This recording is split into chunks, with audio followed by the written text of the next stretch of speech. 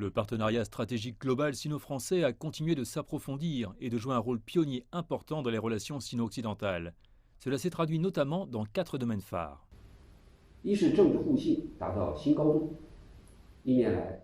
Premièrement, un niveau plus élevé dans la confiance politique mutuelle. Durant l'année écoulée, le président Xi Jinping et le président Emmanuel Macron ont eu 5 entretiens téléphoniques au cours desquels ils ont eu des échanges approfondis et sont parvenus à des consensus importants sur la situation internationale, les dossiers brûlants majeurs et les relations bilatérales. Cela a permis de renforcer davantage la compréhension mutuelle et l'amitié, de tracer la voie à suivre pour l'approfondissement des échanges et de la coopération entre nos deux pays dans divers domaines, et y a donné un nouvel élan. Deuxièmement, une nouvelle vague dans les annales de l'amitié sino-française face à une épidémie inédite depuis un siècle. Les gouvernements et les peuples de nos deux pays ont fait preuve de solidarité et d'entraide et mené une coopération étroite dans la lutte contre le virus, offrant mutuellement des matériels anti-épidémiques, partageant nos expériences en matière de prévention et de contrôle de l'épidémie et mettant en place un pont aérien pour acheminer les matériels sanitaires de Chine en France.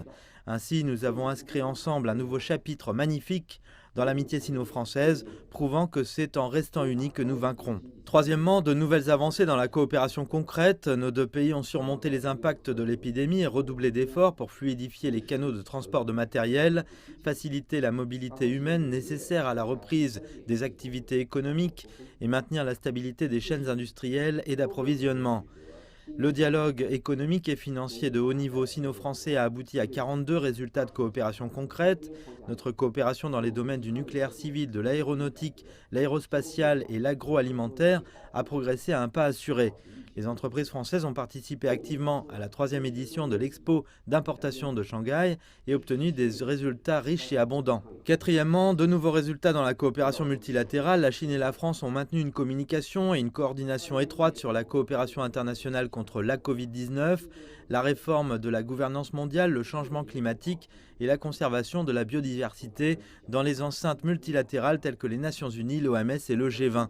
Ensemble, nous avons émis un signal fort pour préserver le multilatéralisme, rejeter l'unilatéralisme, soutenir l'OMS et renforcer la coopération internationale contre la Covid-19, ce qui a été salué par l'ensemble de la communauté internationale. Dans son discours, M. Lu a indiqué que l'année 2021 marquait le début d'une nouvelle étape dans le développement de la Chine, celle de l'édification intégrale d'un pays socialiste moderne. Et le monde a de bonnes chances d'entrer dans l'après-Covid-19. Selon M. Lu, les relations sino-françaises se verront offrir de nouvelles opportunités de développement importantes et il faut mettre scrupuleusement en œuvre les consensus importants dégagés par nos deux chefs d'État et travailleront sur 3 priorités en vue de nouveaux progrès des relations sino-françaises.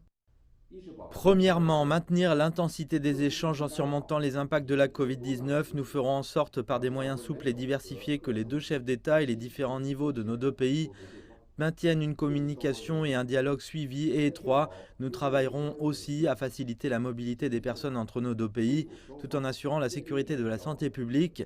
Nous explorerons activement les possibilités de la reprise des échanges en présentiel entre nos deux parties. Deuxièmement, explorer les opportunités de coopération répondant aux besoins de la nouvelle phase, du nouveau concept et de la nouvelle dynamique de développement de la Chine.